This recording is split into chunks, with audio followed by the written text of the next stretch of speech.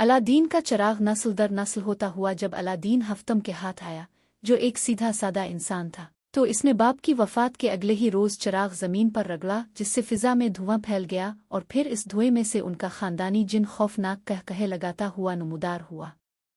इसके बाजू मशरिक़ और मग़रिब में फैले हुए थे और कद आसमान से बातें कर रहा था।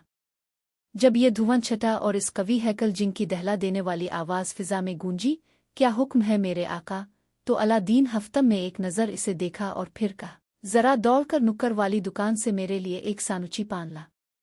जिनको अपने नए आका के इस हुक्म की तामील में बड़ी शर्म महसूस हुई, मगर इसने तामील की और दोबारा हाथ बांध कर खड़ा हो गया।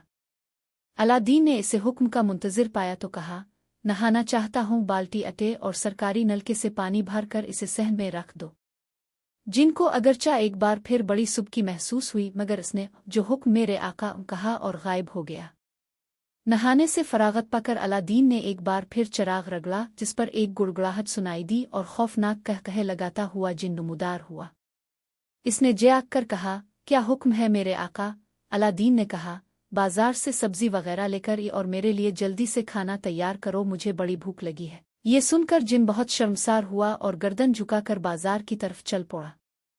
खाना वगैरह खाकर अलादीन ने एक बार फिर चिराग रगड़ा, जिस पर जिन एक खिसियानी हंसी हंसता हुआ नमूदार हुआ और हाथ बांध कर खड़ा हो गया। अलादीन ने हुक्म दिया कि हमसायों से थोड़ी सी पतु मांग कर ला और चाय बना। ये सुनकर पसीने के कतरे जिनकी पेशानी पर नमूदार हुए, जो इसने फौराए हाथ से पूंछ डाले और बादल लखास्ता हुक्म की तामील में मशगूल हो गया। फिर यूं हुआ कि दिन महीने और साल गिरती गए और वो अपने आका की खिदमत में इसी तरह मशगूल रहा। उसके कपड़े धोता, इस्त्री करता, जूते पालिश करता, बर्तन मांजता और नुक्कड़ की दुकान से इसके लिए पान और सिगरेट खरीद कर लाता और फिर उसकी नज़रों से ओझल हो जाता। इस दौरान जिन में एक तब्दीली रूनुमा हुई, इसकी जसामत पहले से बहुत कम हो गई। इसका कद भी खत्ता चला गया और उसके कहकहों की गूंज भी मध्यम पड़ गई। एक तब्दीली इसमें यह रूनुमा हुई कि अलादीन के चिराग रगड़ने पर वो कांधे पर रुमाल रखे नमूदार होता और क्या हुक्म है मेरे आका उनके बजाय क्या हुक्म है साहिब जी कहता। ये जिन आहिस्ता आहिस्ता अपनी पहचान भूलता जा रहा था। सो अलादीन के इस जिन की नकाहत अब रोज़ बरोज़ बढ़ती जा रही थी, हता कि एक वक्त आया कि इसका कद घटते घटते अपने आका के कद के बराबर हो गया। इसके बाजू अब मशरिक़ और मग़रिब में फैले हुए नहीं थे, बल्कि वो सुकड़ कर अपने आका जितना ही रह गया।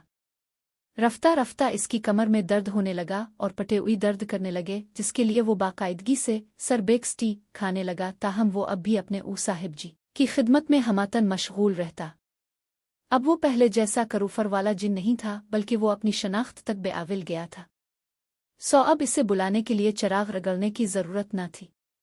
वो कांधे पर रुमाल रखे, धोती और बनियान पहने ऐसे ही सब की नज़रों के सामने पड़ा रहता। इसका कद अलादीन के कद से भी छोटा हो गया था।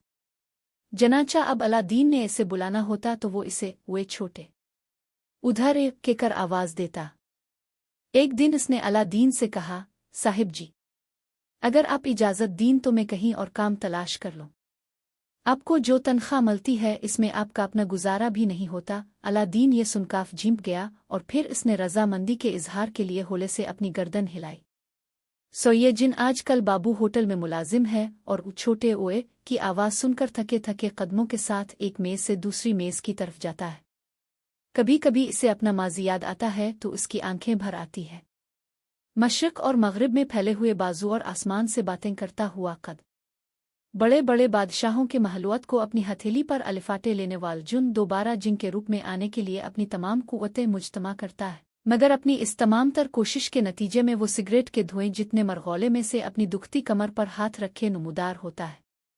इस पर वो मारे नदामत के सर झुका लेता है और होले से कहता है, मैं बड़े करूफर वाला जिन था, मगर मेरे इकाहे ने मुझे कमज़ोर कर दिया। फिर एकदम से खौफ ज़दा होकर वो आदेर अलिफादेर देखने लगता है कि कहीं किसी ने ये सुन तो नहीं लिया कि वो कभी बड़े करूफर वाला जिन था। इस कहानी का इखलाकी सबक यह है कि ताकत, अज़मत और सलाहियत का गलत इस्तेमाल गैर ज़रूरी कामों में ज़ाय होना किसी की शनाख्त और मकाम को ख़त्म कर सकता है। जिनकी हालत इस बात की अक्कासी करती है कि अगर किसी की कदर न की जाए और इसे इसके हकीकी मकसद के बजाय मामूली कामों में मशगूल रखा जाए तो वो अपनी अज़मत खो देता है। लिहाजा दूसरों की सलाहियतों की कदर करें और उनका दुरुस्त इस्तेमाल करें।